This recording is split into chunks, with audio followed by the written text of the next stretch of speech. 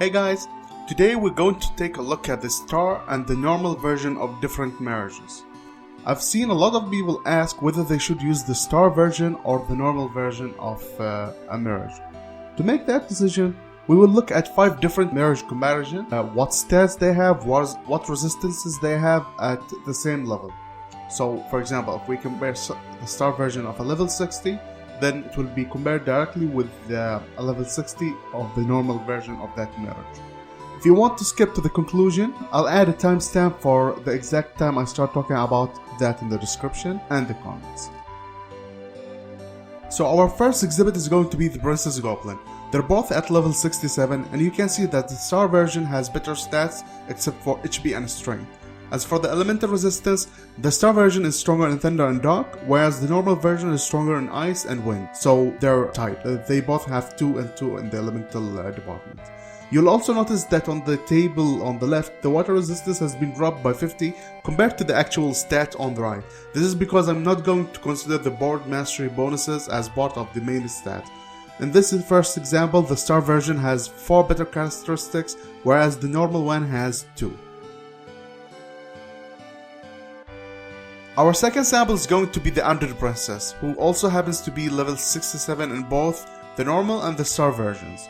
Here, the normal version is stronger in magic and defense, whereas the star version has better HP, strength, magic defense, and agility.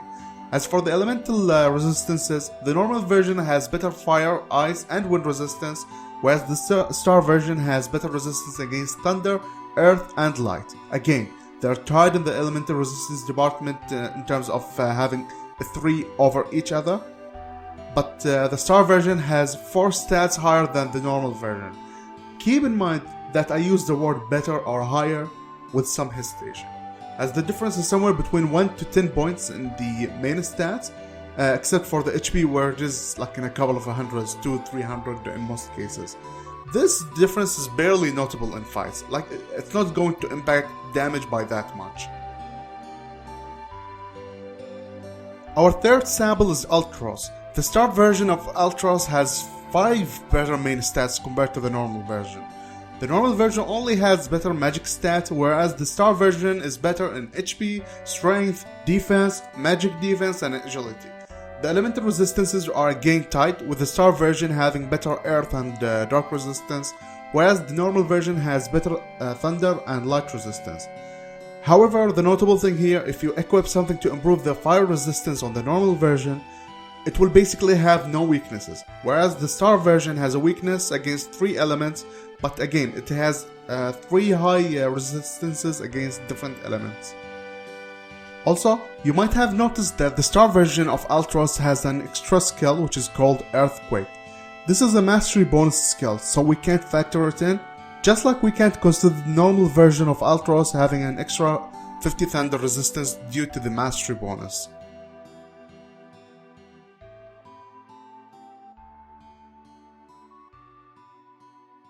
Diablos is our fourth exhibit.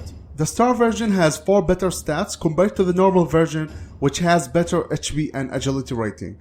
As for the elemental resistance, everything's tied at 0 except for light and dark. The star version has -100 in light, but +100 in dark, whereas the normal version has -50 in light, but +50 in dark.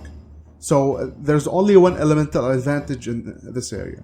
The normal Diablos has a magic +++ mastery bonus, so 50 magic points are not being considered on the right side. Like if you see the right side, you'll notice that the normal version has better magic rating, yet I'm giving it to the star version. This is because we're ignoring 50 magic. Just like how we're ignoring 50 light resistance on the star version due to the board mastery bonus. Our last sample is Odin. The normal version of Odin has 4 better stats compared to the star version. The normal version has better magic defense, and agility. As I mentioned in the start, I use the word better with a lot of hesitation and reservation. Although the normal version has 4 better stats, we are talking about 2 points in magic, 3 points in defense, 2 points in magic defense. But the difference in agility is a big deal. It's 7 points, which is a huge deal.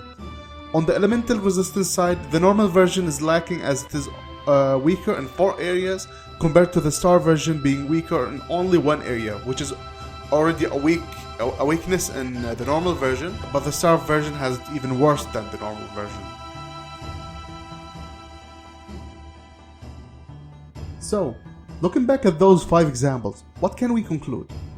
We can't say that the star version has better HP because we have seen multiple examples where the normal version has more HP.